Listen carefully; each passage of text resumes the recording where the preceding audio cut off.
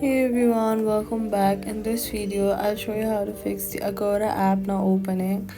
First, check your internet connection and make sure that it is stable. Then try switching between Wi-Fi and mobile data. Next, swipe up from the bottom of your screen, look for the app, swipe it away, completely closing it, wait for a few hours and reopen it. Then restart your phone to refresh the system and fix temporary software issues.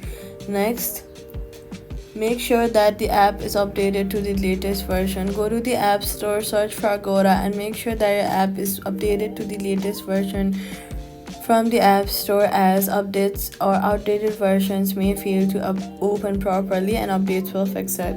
Now, if it still does not open, clear the cache on Android or reinstall the app to remove any corrupted files. Now, if the issue continues, it may be due to temporary server problems, so wait for some time and try again later. That's how you fix the Agoda app not open.